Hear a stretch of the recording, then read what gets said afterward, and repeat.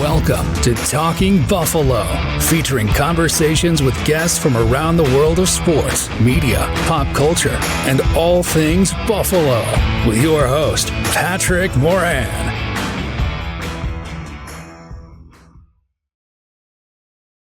All right, what is going on, everybody? Welcome to a brand new week, brand new episode of Talking Buffalo, your weekday daily driver for Buffalo sports talk and more.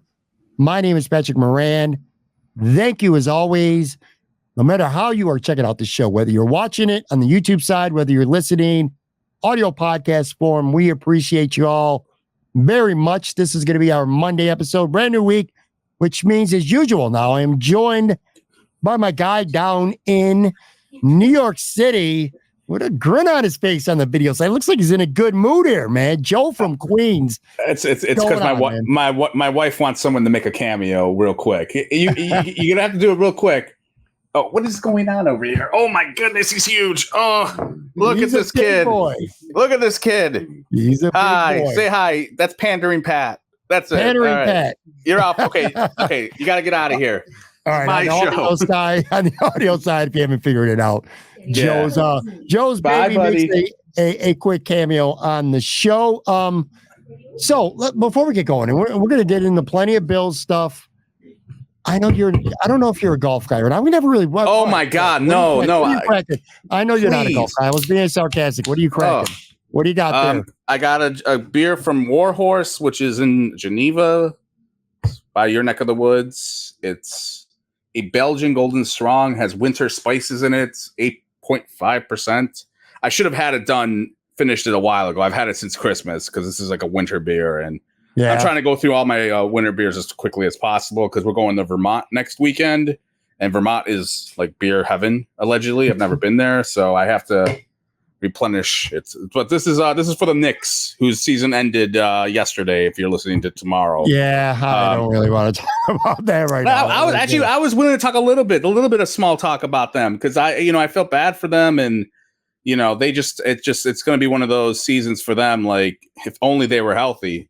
And they just were falling apart at the end. Like everyone was getting hurt. And it was just like they're physically, they were just, you use the term decimated all the time in the world. We all do. And, sometimes it just feels like hyperbole. But in this case, the Knicks were quite literally decimated with injuries. From an all-star forward to two key players going down in the first round, two more key players going down in the second round, and then Jalen Brunson, for good measure, fractures his hand in the second half of Game 7. It wasn't meant to be. Good team, though. Good nucleus, good core, good future for them if they could ever stay healthy. Let me circle back to golf real quick before we get into football. I know you don't give a shit about golf, but you're a guy of moments, like big moments. I don't care what the sport is, and I think you're probably doing parenting stuff like literally right until we started recording this, which is around early-ish evening on Sunday night on the 18th hole. And again, even if you don't like golf, Joe, it's a major. Correct. Listen, it's a major. The 18th hole. Major jerk off. Yeah, go ahead. The 72nd hole, Xander Schauffele makes a 6-foot putt to win his first major. Awesome sports and TV, man. Why am I wasting my time talking to you about? I can't rewatch Sopranos. I can't talk about 50% of the topics I want to talk about, and you bring this up, like this golf. And it was just because I just watched it 10 minutes before we're doing this show. Now it's just an awesome moment, not just for golf, just for sports. To see a guy, and I don't know. I saw him walking off the green after hitting the putt, winning his first major, and I can't imagine what he must be thinking about at that time. All the work he's put in, all the years, all the close calls, and to finally break through. Where did the jailbird guy finish? You know what? Actually, I still think he finished in the top 10, and that was with a disastrous third round. He was terrible on Saturday. But you're talking about Scotty Scheffler, of course, who got arrested on Friday morning. Bro, he went out and shot like a 66, some crazy shit, literally just hours after being in jail. It was funny how he was talking about he was doing his warm-up in jail. He was stretching. Yeah, he was stretching in jail. And it was funny because I tweeted out for the few wrestling fans that we got on the show. I compared him to Dominic Mysterio. He's in jail process probably for maybe 2 hours. I saw that. I saw that. Time. He did hard time in the clink. I'm surprised that you should have tweeted the white Bronco and be like, he's coming back from the Bronco chase. But we get a lot of engagement on this show. Audio, whether it's tweets, emails, whether it's comments in the YouTube video, and I usually blow it off. I talk to you all the time about this. It's kind of like comes with the territory. You're going to get a lot of good shit. You're going to get some haters. And I'm already reminded because now we're a good 5 minutes in and we're not balls deep into the topic of what we're going to talk about today, which of course is Buffalo Bills related. But I saw a comment and I actually had to read this. He says, you spent 10 minutes talking about absolutely nothing. Thumbs down and channel blocks. Do better. No one cares about your rambling about the weather and how well the channel's doing. So somebody who took time to watch this video got mad because we weren't like into the topics within 5 minutes. Because God forbid on a podcast, you actually have a conversation before you get into all the meat and potatoes. I can understand that. Like, who cares about the weather? Who cares? No, I get the troll. Don't watch the show then. Don't listen to the show. I get the troll. I feel like you want to get into it. You know what? I agree with that because I've listened to Show Up in the Bulldog before, and every time they open their show at 3:00, they kind of just yip yap for like 5-10 minutes about nothing until they get to the main topic. And I'm always thinking to myself, like, if you're in a car listening to the radio and you only have like 5-10 minutes and you're like, can you get to like what happened yesterday or this? You might get annoyed by that. So I could kind of get that a little bit. But anyways, yeah, we don't want to anyway. You can go. Well, listen, we got millions. First of all, it's not a radio show. This is demand. You can listen. It's not live. You can listen to this at any time you want. You can fast forward it whenever you want. Believe it or not, there are some people when you have 5 shows a week between whether it's myself or the guests that I have on every week to get to know the people. And we kind of like to know what's going on a little bit in people's lives. Like there's going to be somebody, probably this guy, if he's bullshitting and then actually block us, is going to bitch that you put your baby out there for a 20-second cameo at the beginning of a podcast. God forbid, we humanize this show and ourselves humanize the show a little bit. Yeah, let's humanize me. Okay, yeah, that's the goal. So listen, we're going to get into, I want to get your thoughts. And when I tell you quick thoughts on the schedule, I'm not playing around. I mean, quick thoughts. We ain't spending 15 minutes talking about a schedule that came out last week. We're going to spend a few minutes. I want to get your thoughts on MVS. I want to have a little bit of a conversation about him. Micah Hyde, we'll hit on him. Mm-hmm. And then kind of like there's many fans out there right now and a lot of national media that seem down on the Bills, pessimistic, like writing this team off for 2024. But Vegas don't agree at all. And we're going to get to that on today's show. Sarcastically, I guess I ask you this before we really get going. News last week. I'm sure you were excited about this, very much so. The team announced training camp begins July 24th. Scale 1 to 10, man. How excited are you about that? The only thing I like about training camp or can understand about training camp is like kids get to get autographs from players like Josh Allen.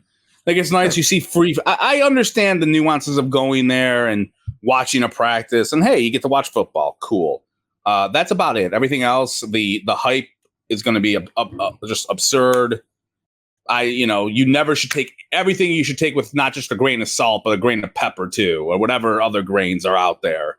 Because nothing what you see is going to result in anything more than likely in the regular season. You're more right than I want to say.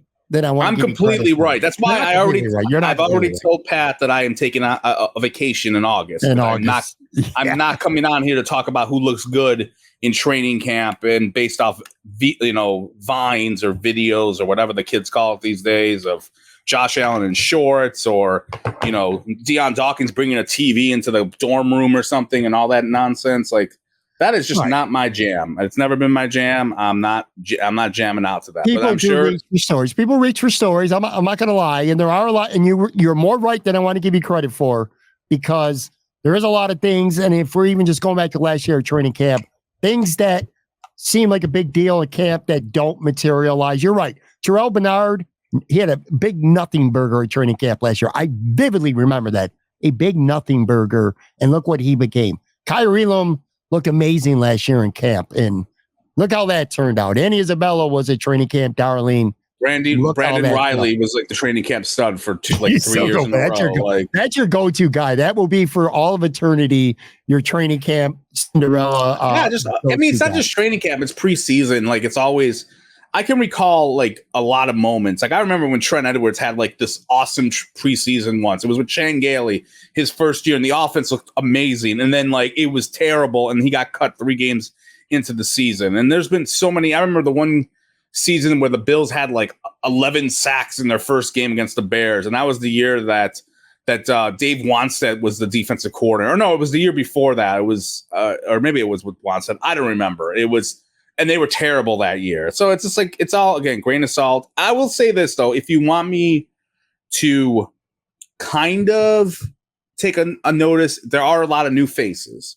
So I think that you can kind of say, okay, hey, it's not the same crew. Like who cares how Jordan Poyer looks in camp or Micah Hyde or any of these guys? You know what they are. You already know what they are. Who gives a shit? Now you have you got young guys that are throwing in there, the nucleus. It makes sense. You got a new OC, but I would not don't get too high, don't get too low. Don't say anything basically, and just watch like the way I look at it is preseason football is better than no football, I guess is what you can look at it, but I wouldn't go into that. But anyways, yes, I'm waiting. I can't wait until everyone gets to go down to Fredonia or John Fisher, whatever the hell it is. St. John's Fisher, come on, man. Great, bring it back to Fredonia.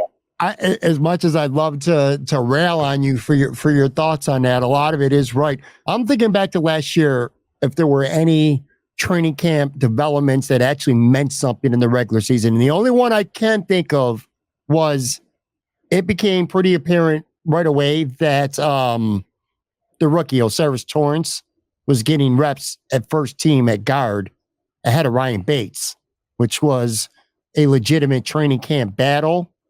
And you could see it if you went to camp and you watched the practices, you could see that Osiris Torrance was winning and he was getting more first team reps.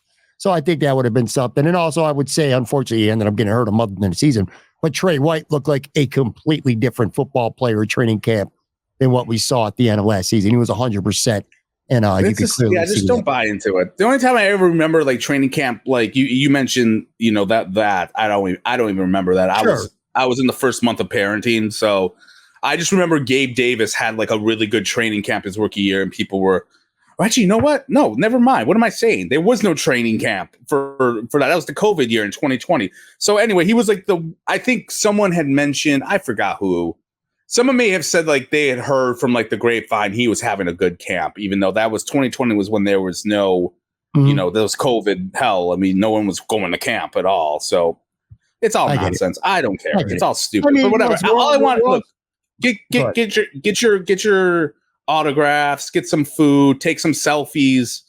I'm sure the bro beat can't wait to go golf and and shoot the shit and talk about their calves and their outfits and all that terrible stuff that I have to mute. But I digress. I was gonna say, all right, man. So from a media perspective, okay, from a consuming content perspective, sure, maybe it's a much ado about nothing.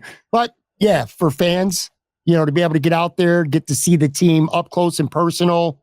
You're on top of the players a lot more than you'll probably ever be in the stadium for a regular season game. That kind of like intimacy that you get at training camp, that's really cool. And just the vibe of football being back. That's what's cool about training camp. I'll share with you a story. I may have shared it before on the podcast, but when I was like 12, 13 years old, it was going into the 93 season, the last Super Bowl year.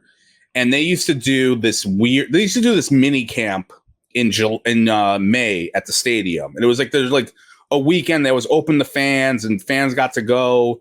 And then me and my sister went and she took me there and we saw like the practices and whatever. And I ended up during the autograph portion, I like went down to the pit, like down to the 100 level and whatever, like right where the wall was. And I was like in a group like this. And all of a sudden, like Jim Kelly comes rolling through there and he ain't waiting there. Like he's not doing everyone's autograph. He's going there, doing a couple and running. And like, I had a football and he took my football and autographed it. And I got it. I got his autograph. And like, he didn't, no one else, like he maybe did like one other person in that group and he wouldn't do Like he wasn't doing cards or anything. He was like a football, and like he saw it and got it. I was like, awesome. And he probably saw me because I was like 13. He was like, and because Josh Allen, I think, does the same thing. He doesn't really do adults. He does kids, which I agree with. Like go to a show and get an autograph if you want, you dorks. But that was cool. Like that was a cool, like that's what I'm at with, like, it's cool for kids to go get autographs. It's free. I don't think I know the film bros love going to camp and dissecting the film with their iPhones or something like that. But anyways, I'm just dumping on everyone. The film bros, golf bros, I'm going to dump on it's next. Entertaining to listen. It's all love, kids. Yeah, I'm giving you a warning because you've already dumped on the Biills bro beat and the golf Biills bro beat. Gonna give you some fair warning, dude. I'm going to be out golfing, and you're going to see some tweets about it. You're going to hear about it on the show. Yeah, that was the other thing. But I am unretiring from golf. I have not played golf like gonna have to like real rounds. It's been probably a decade, maybe longer. My kid just invested, like, hope my wife's not watching this. Like, I'm over $2,000 in clubs. He went all in, man. He got some really good clubs. Is your son a drug dealer? Where do you get the money from? I'm getting his old clubs. Dude, he lives at home. This is all the money he makes, he keeps, and I was kind of supportive. I'm like, do it now when you can. You live at home, you ain't paying basically shit. Get your stuff now. You ain't gonna be able to do this so easily in a couple of years.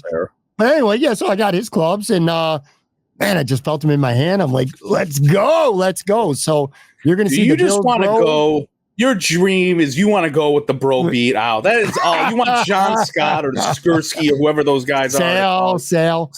That is your goal. I was actually going to give you crap for. Is Jay Skursky? Do you consider him the Biills bro beat? Is he? Oh yeah, he's on the bro beat. He's on the bro beat. Jay's on. He's probably not as bad as the other guys. Like Sal's bad. Nate Geary's bad. Perino's bad. I mean, I had to mute golf. Like it's funny going back to the guy golfer getting arrested. When the guy got arrested, the cop didn't know who he was, and then it was like I saw on Twitter, like, how can people not know who the guy is? I'm like, I don't know who he was. I think I've heard of his name before, but like I don't know what he looks like. I don't follow golf. I muted the word golf because of the people have to talk about golf. And look, I'm a curmudgeon. I ain't gonna lie, but no one cares about people's. It's the one thing like that everyone on Biills X, like, no one talks about going to the gym. No one talks about playing basketball or kickball or any of that. They talk about golf like it's like a religion. And then you, the panderer, you had to go out and be like, hey, fans and media, what's in your golf bag? Like, well, couldn't you just say, like, what's in your golf bag? You're trying to get that ratio. You're trying to get that media rub where someone's going to come out. They'll have more. They have like a laundry list of, let me tell you what I have in it. It's this. I was probably the longer list of sources they have. I put that out there on Twitter because I was going through recommendations because, like I just told you, Shane was buying a new set of golf clubs. I wanted to see. Look, golf's fun. Okay. I like golf. Nate is the one out of them who probably takes golf a little too serious. He plays like literally all the time. Jay, he's the one who's got the kid who's like the prodigy golfer. I mean, that kid is freaking absolutely on another level, unbelievable. That's fine. I am for Jay. Hold on. If you knew Jay better, you would like him more because I'm telling you, that dude likes to pound some beer. He is a chill dude. He plays baseball with my kid. I see him like all the time. Very happy that for him. I'm fine with him promoting his son. Good for you. Promote his son. I'm not. But I don't care about the other guys. But you know what? He's not as terrible because it's mostly. I bet you he gets dragged into taking 4 photos with the bro beat when they have to go and take a selfie together in July. And they all look like goofs, and I'm just like, my God. It's fine. Look, anytime I see any of them on a golf course or on Twitter, photos, videos, whatever, I think of you literally within seconds. Yeah, you sent me links. You see, they're always on the first page taking their pic. Pat's the biggest enabler ever. Like he tries to stir shit with me. You'll write content. He tries to stir it with me. He goes, look at this. I'm like, great, good for them. I'm glad. I do poke the bear when it comes to you. I'm not gonna lie. So we're 20 minutes. We're 20 minutes in. Like we've just completely. Yeah, this guy, the guy who hated us for 10 minutes is. Yeah, he's left. He's gone. He's going to the Shout podcast with Perino and Aldo. He's over there now. Anyways. Sure. All right, what's our topic? Let's go through these topics. Yeah, the Biills schedule came out, and I don't want to know a long story about the schedule. Everyone already knows the schedule. You saw it come out. Was there anything quickly here that really stuck out to you, good, bad, or indifferent, that you really, really liked, or something you really didn't like? I thought it was pretty balanced. I'm perfectly reasonable. I was happy with it. Yeah, I mean, the beginning seems like murderous row a little bit. That first 6 weeks seems tough, like what they go through the primetime schedule. Well, that seems pretty. Yeah, for sure. That seems pretty tough. It's interesting that they have 4 primetime games like within 6 weeks. Yep, it's kind of interesting. And then only one through the last 11. Yeah, and I don't know why. I don't know why that's the case. Like, part of me, I know we're talking about like the respect element later, but it's like part of me wonders if the schedule makers think they're gonna tank this year, so they want to get all their primetime games in the beginning of the season when they still have buzz. Because you still have buzz, and then like if you're 1-5, I don't think they're going to be 2-4, but whatever. But they want to get that out of the way first in case they fall down a little bit. You're previewing our upcoming segment without even knowing it. Really good. Go ahead. I just said it. I was like a little bit. You got to listen a little bit better, buddy. But I digress. But yeah, that stuck out to me. What else stuck out? I mean, it's a hard schedule. I mean, we don't know what's going to happen, obviously, the way the season works. But the opener against the Cardinals, I don't think anyone really had that. Like, that's kind of like a random game, like to open the season off. Like, I can't remember. I mean, they had the Rams the one year where they had an NFC, like they opened the season with the Rams, who were the Super Bowl champions. They don't. I can't remember too many times before that they've opened the season against an NFC team. That doesn't happen all that much. At least I can't remember. I could be wrong, but yeah. I mean, look, they all knew. I mean, it was funny. I have this like that whole day was it's kind of weird. Like, you have like people who are against, they think that the schedule release is stupid and like, why do we care? Who cares? And then you have people who it's like the meme of that guy, the FBI agent who's like trying to piece it together, like on the board, like, oh, I think this is going to be here, or I think that's going to be there. And it's like I can understand. Yeah, it's like a puzzle. And I can understand people being into it, especially like, traveling. You always are looking for that Miami game. Like, when's the Miami game in Fort Lauderdale, so they can go. I got a couple DMs literally just for that reason alone from a couple of friends of mine on Facebook. They were just like, is this confirmed? I heard this. Is this true? Yeah, because people were literally looking to book their flights. It's an event. It's fun. I thought it was a fair and balanced schedule. They got those 2 really rough stretches, 4 through 6. They're on the road, 3 straight weeks. Then they got like KC, Frisco, Detroit, the Rams, 4 in a row. That's tough. I don't like primetime games, selfishly in part because of this show, because we go live after these shows and I don't want to be on at midnight. That kind of sucks. But look, they're not playing any team that's coming off a bye. I like that. They got 3 times where they got the rest advantage. They got 3 times where they got the rest disadvantage. So I think that's all fair. I would say you want to get into the weeds from a football perspective. I bet that Sean McDermott doesn't like having to play New England 2 of the last 3 games. I know on the surface, it's like, well, they're probably not going to be that good. And, if you're in the hunt, you're going to get to play a team 2 of the last 3 weeks that you should be able to beat. But it's tough to play a divisional team. And I guarantee you that you don't want to see a team 2 times in 3 weeks. I don't think any team does. So, I don't know. I was fine with it. I was fine with it. And then the other thing, news-wise, before we get into Vegas and how they feel about the Bills versus how it seems like a lot of national media, some local and some fans, including you, probably aren't as high on this football team right now. But MVS side, and I loved it. And I think you did. What were your thoughts on it, huh?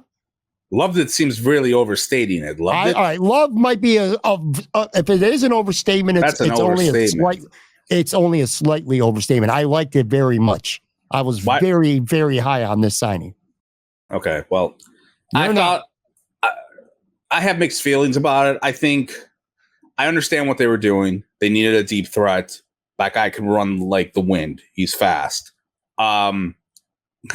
He's not a very good player in terms of like he's had his really bad moments, and especially last year in the regular season. Like he cost the Chiefs a game in that Eagles game where he dropped a pass that was perfectly thrown to him and he dropped it, and it was a bomb. And, I talked to a friend of mine, Rich fan. He's a friend of mine. He's a Chiefs fan. And I asked him about him. He knows football really well.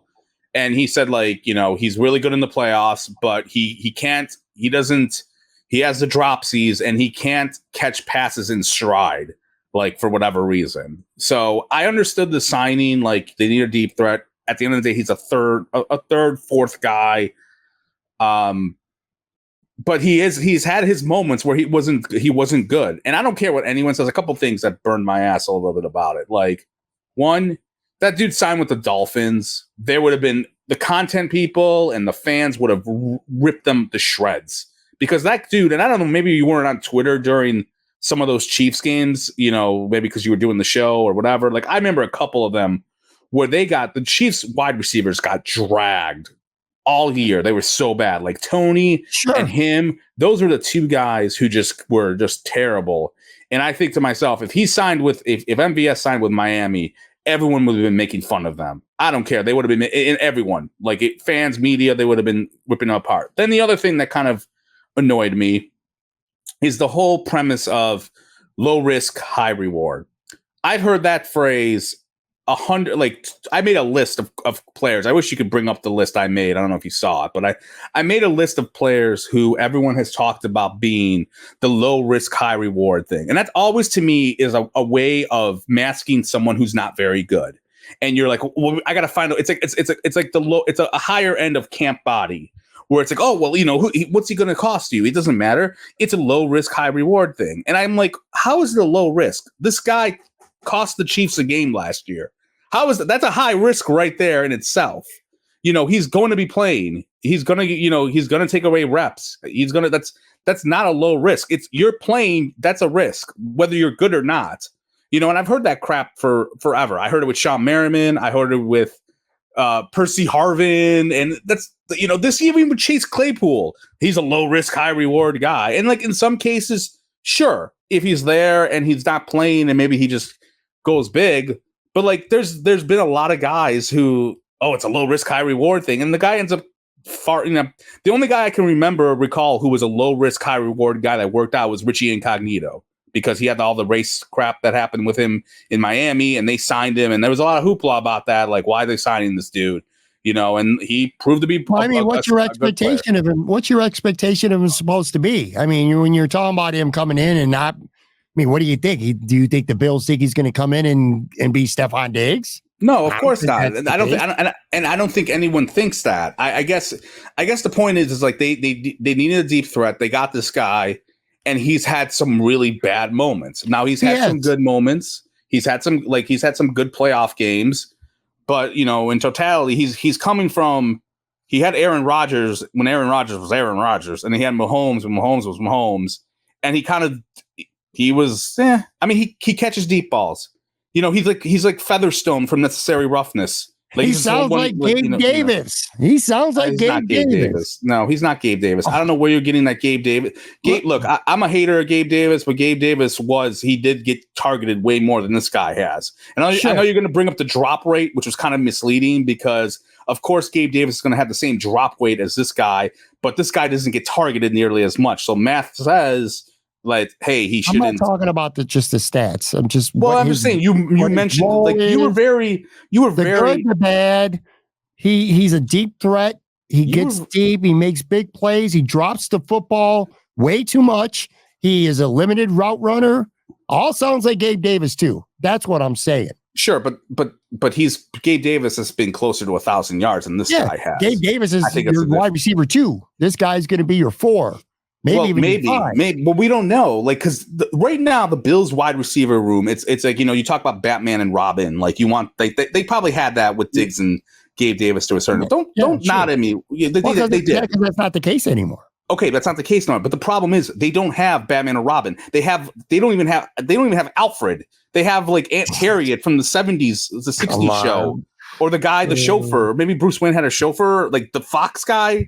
Maybe him. Like right now, they don't have there is no one. You cannot tell me that they have like 1 or 2, 3. Like it's a ragtag group right now. It really is. Like, and I have no idea where he's going. Like it's easy for me to go, oh, he's going to be the 3rd or 4th wide receiver. I have no idea. He could be the 3rd guy. He could be the 2nd guy. Who knows how these guys are going to do? Like we've not seen. This is a completely different wide receiver room aside from Shakir. Like I don't know how they're going to do. Like none of us do. Let me say this. Of all the things you said about MVS. A lot of them very good points. That's be undeniable to try to argue them. But the one issue I have, the problem I have with what you just said and what not just you, but like a lot of people are, is you're using he's better in the playoffs as just some kind of like throwaway line. Like it doesn't matter. Like it's just a little piece to him. That's huge, bro. Last year, he had 3 catches last year of over, as bad as he was, he lost him a regular season game. He had 3 catches in the playoffs last year alone, over 30 yards. He put the game away in Baltimore. He had a touchdown in the Super Bowl. The year before, he had over 100 yards in the AFC Championship game against the Bengals. Statistically, he's averaging 17 yards a catch in the playoffs. Okay, he's huge in the playoffs. One more thing, though. What's been my biggest beef with you? Not with you, talking to you. It's because it's not a beef with you. Because you everything. You always have beef with me. Go ahead. But what is my biggest beef with the Buffalo Bills over the last couple of years? I say it over and over and over and over again. Stephon Diggs, Ed Oliver, so many of these guys who are superstars during the regular season fall on their face plant in the playoffs. This guy's the opposite. I think you're plays in the playoffs. You're completely overrating his playoff performances. He's played in 11. Hold on. He has played in 11 playoff games. He's averaged 2 catches per game. I don't care about what he did. Hold on. What do you mean? This is the playoffs. You just told me 3 times last year, not in the career. Last year. Pat, I'm willing to bet that Stephon Diggs and Gabe Davis have better playoff numbers than this guy does. Okay, so don't act like Gabe does because he had 200 yards in one game. Okay, well, he also had that really good Miami game, and then Stephon Diggs had a good Miami game. Like Stephon Diggs had 63 yards combined in 3 playoff losses. Okay, combined. Well, great. And then this guy has averaged 2 catches of playoff games. So you're taking small little pieces of his resume and pretending this is the whole overarching thing. You're overrating him like you overrated Justin Rogers back in the day. You're overrating him because he had 1 good game or 2. And that's what you're doing. That's what you always do. You're overrating him. He is a good wide receiver, back end wide receiver on this roster. They're top 3 or 7. Matt Collins is probably even their 4th, but he's a guy. Look, he ain't going to give you 75 catches. He's, for 900 yards. That ain't happening. I already know that. But he'll get you 30 catches, 400 yards, 4 or 5 touchdowns, a couple big plays and big moments. That's what they need. That's what they're doing. They need a stud, which they're not getting this year. We're going to talk about that in a minute, though. Oh, they don't. Okay, sure, Pat. They don't. They don't, because I totally forgot those John Brown 2020-21 Emmanuel Sanders games. Okay, okay, sure. I love this. For the first time in weeks, Joe and I aren't agreeing with everything. I think we've been a little too hunky-dory with each other. I think I don't know what happened to draft Pat when we covered the draft, and you were very like, it's a transition year. I think it's over, or not. You didn't think it over, but you thought it was. Then all of a sudden, this is my opinion, because look, I've known you longer than our listeners have. I've known you since like 2009. I think you get influenced by other content bros, and they start talking up and they start stirring the hype train, and you're like, let me think about that. Oh, that's a good take. Bruce Exclusive or Joe Marino or Ryan Talbot or whoever. And then all of a sudden you're like on the bandwagon. Like now all of a sudden you think like, go play. I wish you had the clip. Go listen to the Draft Night podcast with you or us on that weekend. You and I were kind of on the same wave. Like, oh yeah, they don't have that as many weapons. They're going to be ball control. Now all of a sudden you got them being better. You got them being, I think the offense is going to be better than last year. You said that last week's podcast. I don't know what's going on. I've learned you lost weight, but you lost your, I think, a little too, buddy.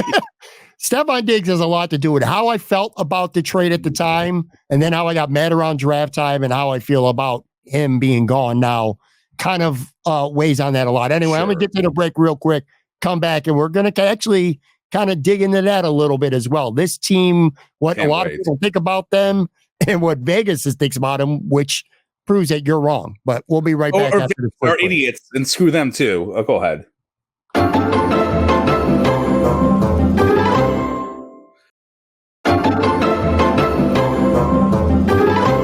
All right, I am back finally with a fiery episode here talking Buffalo. My guy Joe from Queens. All right, so I feel like many fans, at least from what I'm seeing, seemingly like you two to an extent, at least anyway, pessimistic on the 2024 Buffalo Bills right now. A lot of people, and I have said this could be I have said this is going to be a transition year. I don't want to put words in my mouth. I have said that. And some things I think, as I think about this team, some additions or whatever, I think have changed. But anyway, I look and I see, even as recently as this weekend, the Bleacher Report had like this playoff bracket and the Bills weren't even in it. And I see a lot of media people, mostly national, kind of down on this team, thinking that Miami or the Jets. I mean, the NFL gave the Jets 6 primetime games this year, too. That this is going to be the year where the Bills take a step back. Then I went on to some gambling websites, okay? Vegas. The Bills right now, I want to make sure I get this right here. The Bills have the third best odds of any AFC team to win the Super Bowl right now at 12-1, and they're tied with Detroit for 4th overall on DraftKings.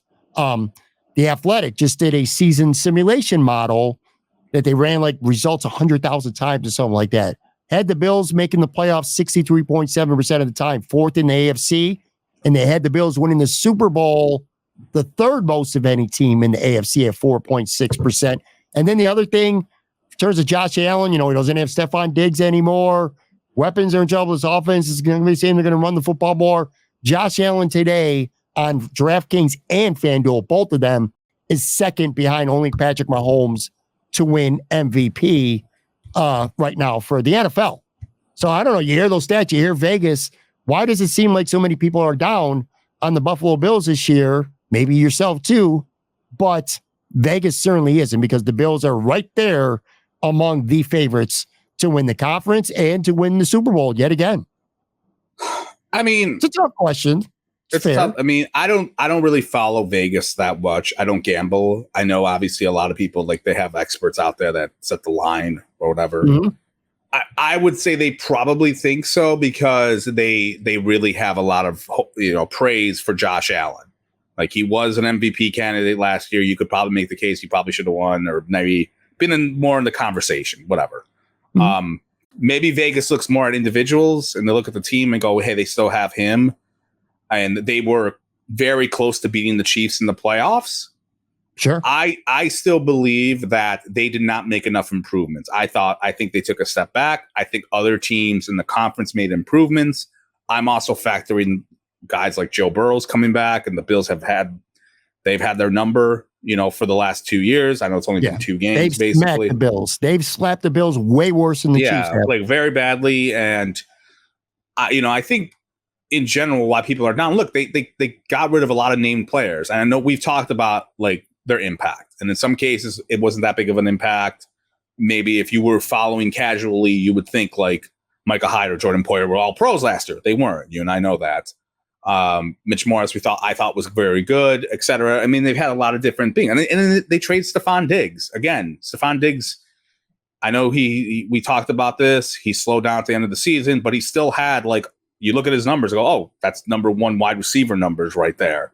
And then they lose it. He's the biggest piece. He's the biggest debate. I'm going to let you continue. I'm not cutting you off for what you're saying. You're always cutting me off. I'm just saying that he is the guy. And I think how you feel about him as a player now largely influences what you think of the Bills offense and what you think of the team. Go ahead. Yeah, but also, like, how many people do you think know who the Bills wide receivers are? Like, in the national media, or like I don't think like a general fan knows who these guys are.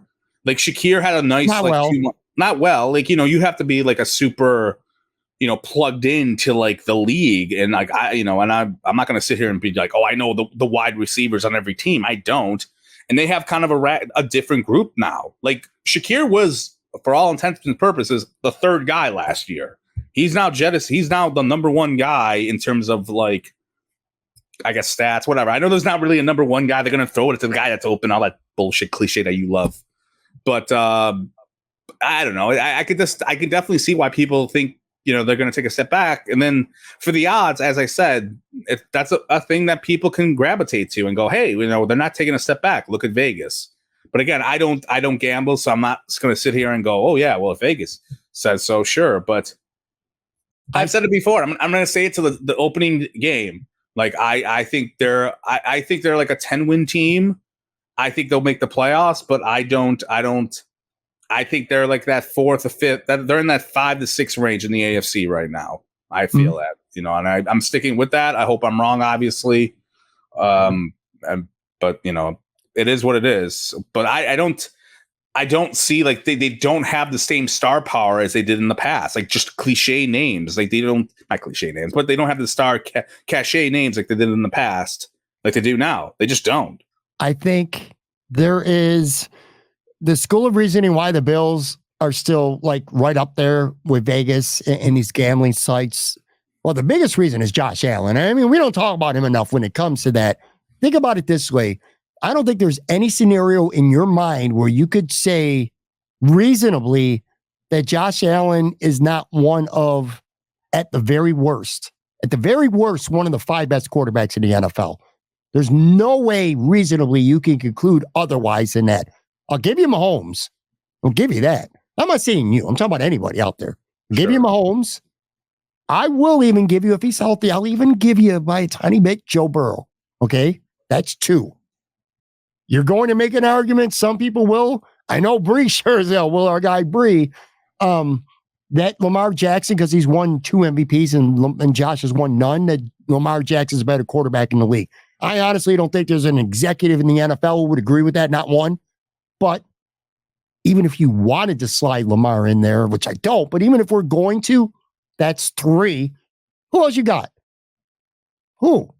He's a top 5 quarterback. That's my point. Ain't no way in hell he's not a top 5 quarterback. I think Dax in Dallas is really good. Are you on Dax should have, in my opinion, should have won MVP last year. He was lights out last year. Go look at his numbers. I had him on fantasy and he won me a league. Dax was awesome. Like, look, Cowboys, I hate the Cowboys. They're annoying. Stephen A. Smith is obsessed with them. And they have go away heat, which is like, get the hell out of here. I don't want to hear about you ever again. But you look at Dax's numbers. Dax has some great numbers. He was lights out last year. I know. And look, you could say he is a playoff bum. No question. But if you look at the regular season, Dax has had some really good numbers. I'll let you go Google his numbers. No. I think Josh Allen is.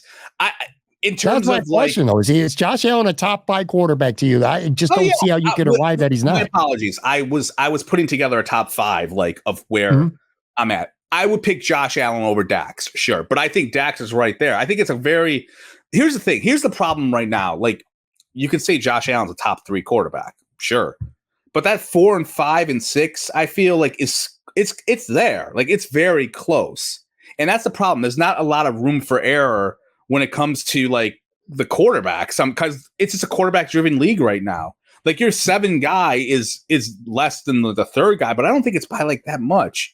I mean, look who won to the Super Bowl in the NFC. Brock Purdy.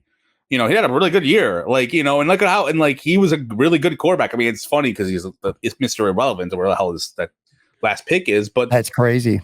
That is true. Yeah. But like their numbers, that's the thing. It's we're in like a, we talked about the NBA a little bit. Like, obviously I think, we'll just go like 5-10 years ago, like LeBron James, Steph Curry, best players in the league. But like, the guys next to them, like Durant is right there. And then like you have all these other guys, like even this year, like there's so many great quarterbacks in this league. There's not that right. Like it becomes like overall, like how are your offensive weapons? How are these other guys have around there? Not a big margin for a lot of the tiers. It's just not to me, and in terms of that. Right. But look, I definitely think, I think Josh Allen is probably, gun to my head, number 2 next to Mahomes. But like, as I said, I think it's very close.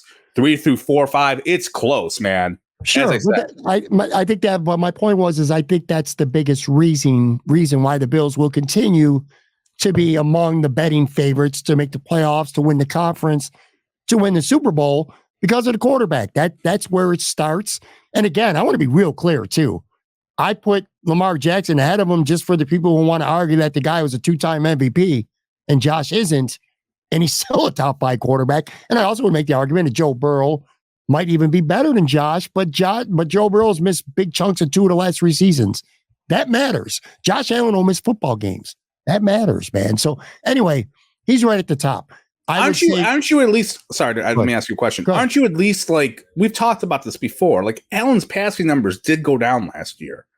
Like, isn't that kind of a cause for concern? Like, before we're saying, like, he's this, I mean, CJ Stroud had more yards. He was lights out last year, and I think he might be better this year because he's got more weapons. He's got Diggs. There is that concern in the back of my head with Allen that his passing numbers did dip this past year. And I know we've talked about like the rule, like, they start playing their safeties deeper. And, I think a part of the passing yards throughout the league are down. So like he didn't look as, if you compare Josh Allen 2021 to today, then everyone was down. Like, so like, I get that, but I'm just kind of, I wonder, is that at all a concern for you with his yardage? No, and his passing numbers weren't really down either, by the way. They were down a tiny bit. Well, the yards wise, I'm looking right now. He actually had more yards in 2023 than he did in 2022. And he was down about 100 to 150 over the 2 years before that. So they were down from a couple years ago by 100 yards. Touchdown passes were down by like 6 over the last couple of years. Okay, that's a little bit, but he ran for a lot. I mean, he was a goddamn touchdown machine too. So he was. I get what you're saying, though. I mean, like, is it slightly? That's all. Slightly, sure. So I think that's the reason why Vegas still has the Bills so high. And I think if you want to flip it to the other side, I think that Stephon Diggs leaving has a lot to do with it because, and I went through the whole gauntlet of emotions with Stephon Diggs. You lose him, you trade him away. And the only thing you've done of significance, well, Curtis Samuel's significant signing, but they still had Stephon when they made that signing. And since then, they've drafted Coleman, and now they signed MVS. So I still think, we can argue about MVS for an hour, but he's still, at best, your third or fourth receiver. Anyway, I think that's the reason why a lot of people are down. They just assume the Bills' offense is not going to be as good. Where I've arrived to now is I just think that Coleman was drafted and MVS probably signed, a combination of them two. That's your Gabe Davis in a way. I'm talking about not a lot of targets, but guys who can get downfield, guys who can block, big boys. That's your Gabe Davis. I think the strategy is they're not going to replace Stephon Diggs. They're going to replace his 160 targets. And what's going to happen is Kincaid's going to get more. Shakir's going to get more. Samuel's going to have a role in this offense. Again, I'm not going to mention Coleman or MVS. They're Gabe Davis. Dawson Knox, more 12 personnel. Dawson Knox, by the way, I'm going to talk about him on tomorrow's show with Anthony Marino. He's not a bad player. He sucked last year. He also was hurt. He had pretty good, dude. He had 2022, 2021. He had nearly 50 catches, over 500 yards each year. Not a bad player, especially if he's not going to. He's not going to be asked. He's not going to be asked to be a top 10 tight end in the NFL. They pay him like he's a top 10 in the NFL, dude. So you could put a little bit more oomph in that. Well, there, he took a pay cut this year too. Well, he did, but they gave him. My point is with this offense is it's not replacing Stephon Diggs. They didn't even try to do that. They're going to be more balanced, and they're going to take his targets and they're going to spread them out. And then the last thing about Stephon Diggs, and yes, I know a lot of people are tired of hearing about Stephon Diggs, but it matters. This is polarizing to me. Is what is Stephon Diggs in 2024? Because there's a school of thought that this dude, every metric says he's slowing down. He is not winning at all the levels anymore. His numbers are going down. What has he got left? You've said it. You get rid of players. It's better to get rid of them a year too early than a year too late. So people just assume this Bills offense is not going to be as good because they lose Gabe Davis and Stephon Diggs, and they don't have any one specific replacement for them. But collectively combined, I think this offense is going to be just fine. And I think Vegas thinks that too, which is, again, a reason why that they're rated as high or ranked as high as they are in the betting odds. Yeah. I don't know what to tell you. I mean, I don't agree with that. I think I think their offense is going to take a little bit of a step back. I think they're going to go and run the football more. That's where all your targets are going to go to. Your targets are going to go to James Cook, with handoffs. And I still don't believe Stephon Diggs, his numbers went as down as everyone. I think they went down because they ran the ball more, and I think they went down because they spread the ball around the field. And I think it's unfair to him for people to shit on his performance down the stretch, but at the same time give them compliments for spreading the football around. Because if you're spreading the football around, of course his numbers are going to go down. So I don't.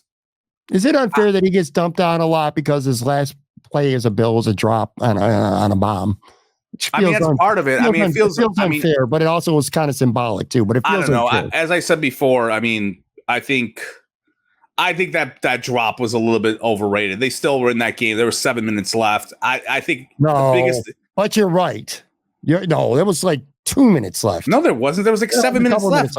They faked the punt, and then Poyer knocked the ball out on that drive. Then the Bills went down the field, and there was like 6-7 minutes left. There was enough time. It was not.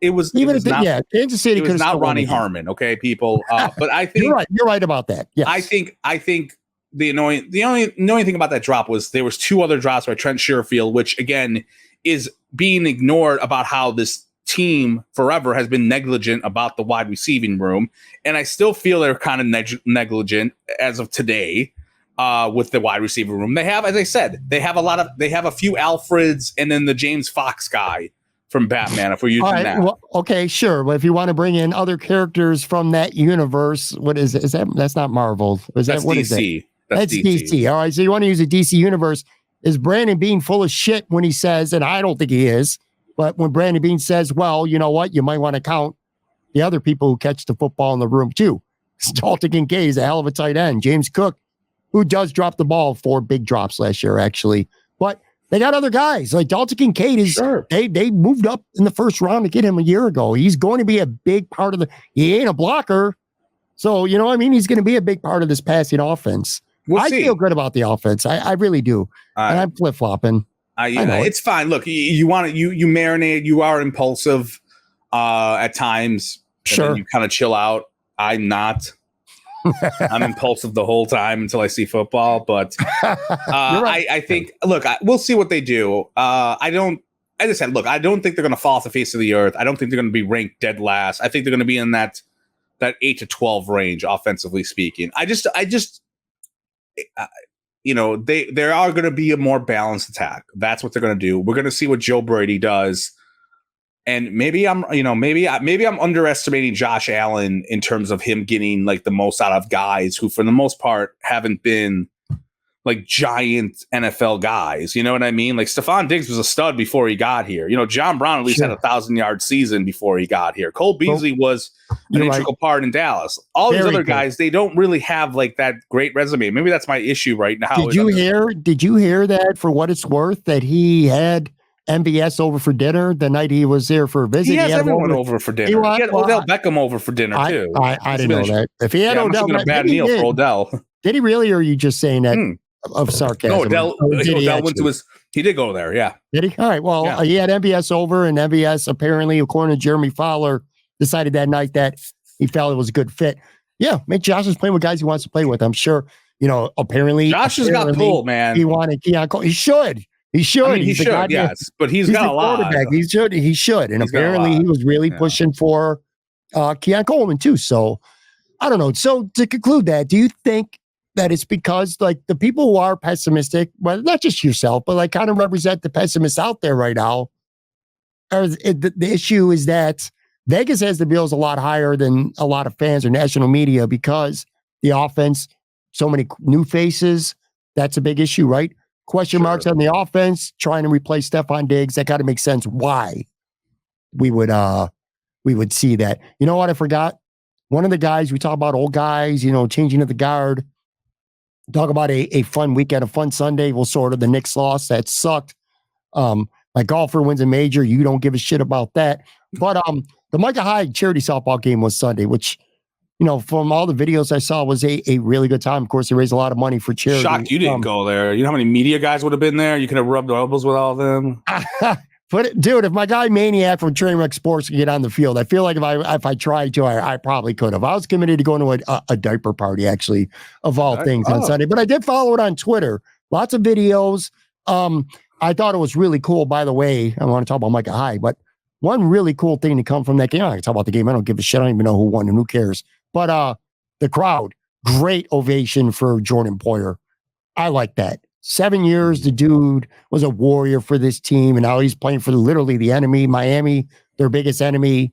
You would think maybe you might be a little concerned. There might be some mixed reaction, but from all the videos I saw, rousing ovation for Jordan Poyer. So that was really cool. By the way, he might have got himself inadvertently in a little bit of shit because he thanked the fans for 7 years. And he said, you guys got the best quarterback in the NFL. That might not play well with some people in Miami are going to consider him a traitor, yada, yada, yada. But anyway, the whole thing was about Micah Hyde. That's what I want to talk about.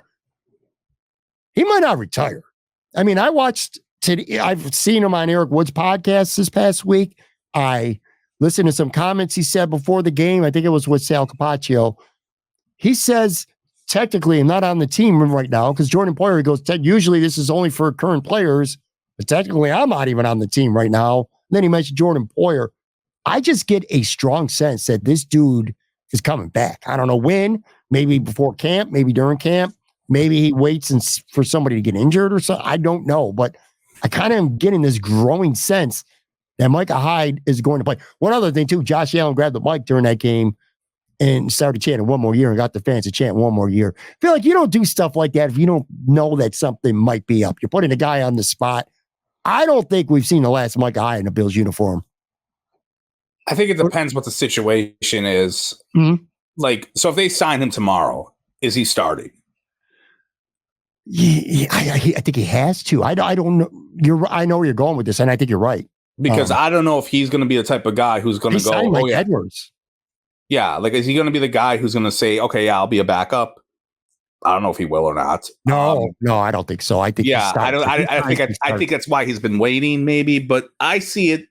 Look, there's a couple of things that could happen. One, the safety combo, let's just say, doesn't work out well at the start of the season, or maybe someone gets hurt, and it's like, let's bring this guy in. Last year, there are guys like Lavelle, like allegedly, Lavelle Joseph, when he was sitting on his ass, like, he didn't want to go to training camp. People tried to, he was an assassin and maybe waiting for his call and I'm going to wait. Maybe that's Micah Hyde a little bit where he doesn't want to go to camp. He doesn't have to go to camp. We just talked about how camp is worthwhess. He doesn't have to go. Sure. He says it is worthless for somebody like him. And he doesn't have to go, but he's staying in shape too. Yeah. I think the question is, does he start? Is he the type of guy that, I'll sign and I'll be a backup? I don't think he starts. He starts. Yeah, and that's the thing. We've just talked about how, last year, when we were going over why the losses haven't been a big deal. We did mention him as a guy who didn't have a great year. He had his moments, and that's the thing. I thought Poyer. Do you want to get caught up in the nostalgia factor, or do you want to get caught up in the, well, if he plays, is he going to be any good? Is he better than Mike Edwards? That's the question exactly. You need to ask, and right? I think that's the question. Yeah, is he going to be better? Because if he's not coming back as a starter, then what's his role then? I mean, look, it's not, and then you have the Colt guy from Utah. What's the rookie's name? Cole Bishop. He's on the other. He's mainly a strong safety, but yeah, Cole. Sure, Bishop. But you have him. Maybe they do a little. I mean, look, Bishop. It would be great. Hey, Micah Hyde can kind of help him out. I know it's strong versus free, but he can kind of be the veteran guy to help him out a little bit. But then you have to worry. You have to think about him. He wants to probably get on the field at some different points of the game. We'll see. Yeah. I mean, Josh Allen. Hey, Josh Allen is the assassin. He's the mob boss who can get whatever he wants. And if he wants that chant at that stadium, they were chanting it one more year. So I don't know what feels, or can he help still? Does he got anything left to help this football team? I don't know, man. I kind of questioned that a little bit last year because he was not. No, he was on that. In fairness, he had 2 stingers though. Sure. Which, I mean, that's an issue, but it's tough. And there's also the health thing too. Sure. He's off 2 years ago. He was out for almost the entire year because he had a neck issue. You want to go through that again? So, hey, look, it would be a nice story if he came back. It would, but I don't know, man. I don't know how much he's got left in the tank. I don't know if he's going to be willing to take. Is he the backup safety? Does he want that? Or is he a prideful guy? He's been starting this entire career. I think he starts. If he signs that, if the Bills want, first of all, if the Bills want him back, and I do think they would, I think he signs and at least he starts the year and maybe you see how it goes. Mm-hmm. But so they got Mike Edwards, who is played well. But the thing with Mike Edwards is with Kansas City and the Rams, the dude's won 2 Super Bowls, man. Mm-hmm. But he's not a starter. He didn't start with Kansas City until he did start by the playoffs, and then he got hurt. Actually, I think in the Bills game, early in the playoff game, he got hurt against the Bills this past year. but he's played a lot. He's got a lot of experience. He's got Super Bowl championship experience. But if you were to sign Micah Hyde, this guy is probably your backup who will play some. Look, if he wants to play, and I guess, do you trust the Bills staff to say this guy's got something left that can help the team? Well, because I don't believe in feel-good stories. I don't think the Bills. You're a Grinch. John McDermott is kind of like, he can be kind of a dick, man, and it's like, and this is one of those ways where Sean McDermott can kind of be a dick in a good way, because he's not going to make those kind of decisions. They got rid of Trey White. I know that broke Sean's heart to get rid of Trey White. They cut Jordan Poyer. They cut Mitch Morse. You know what I'm saying? So they're not afraid to move on from their popular veterans. So yeah, Micah Hyde, that's going to be really, really interesting. Before we get out of here, anything that I got one take that I want to drop on you, but before that, this is going to be a debut of a take that's not going to be popular. It's going to be an unpopular opinion. I probably might catch a little shit from it. If not today, at some point during the off season, I will. But anyway, whether it's football, Bills, whatever you got. Well, I wanted to throw this topic out at you because I was trying to figure out like trades. Mm-hmm. I'm still. You talked about how I think you tweeted it after MVS signed something like about like people having Diggs dementia or something. I forgot. Like they can't get over Diggs, so everything they do, everything the Bills do, wide receiver wise, it's going to be met with like this sucks. Sure. And I do agree with that because like it definitely did cross my mind. Like, man, if Diggs was still here, man, I would love that wide receiver room right now. You know what I mean? I'd be like, ooh, there's some talent there. And now obviously it's not. Then it's like, okay, like, yeah. But I was trying to talk myself into like how disappointed I have been through the years of trades. And like there have been moves that have happened in my football fandom where the Bills traded someone and I was like, oh, that's terrible. And it didn't work. And you know what? I ended up being kind of wrong. In some cases I was right. Like the last time I was disappointed in them trading someone was Marcel Darius. And that was a great trade. He was done a year later. Yeah. Sammy Watkins, I was kind of like, why are you trading him? Like he was a really good wide receiver for us. Got hurt last year because Rex Ryan played him in the preseason when he had an ankle injury and it worked out. And there's other instances like I thought of like Marshawn Lynch. Like I hated when they traded Lynch and Lynch is going to the Hall of Fame. Like it was I understood why they did it. Like he hated it here and there was a little bit of that Diggs-esque there where he hated it here. And I think there were people who couldn't wait to get him out of town, especially media guys at that point. And I was pissed off when they traded him. And like, he ended up going to the Hall of Fame basically. So that was a bad trade. And then I think about Jason Peters and I was like, the narrative. And I argued with someone in the media years later who tried to say like, oh, Jason Peters wanted out of here. It's like, no, maybe, but like he wanted a new contract. He wanted to get paid. He wanted to get paid and they didn't want to pay him. That's why he wanted out of here. And that dude is like the best tackle in like the last decade. Like he's going to the Hall of Fame too. And Eric Wood's a good player, but he's no Jason Peters. Like, and that was the trade for it. So I don't know. I wanted to kind of bring up, is there a trade you can think of over your years that you at the time were like, this sucks. Why are we doing this? That you ended up being right about or wrong about? Like, oh, okay, it worked out. It's a good question. I kind of knew the Jason Peters trade was going to hurt them. Mm-hmm. Even though I think they got Eric Wood in that trade, though. So it's not like they did. I just said it. Yeah. So I was looking up the Marshawn Lynch trade. I know what they got for him. I couldn't remember, though.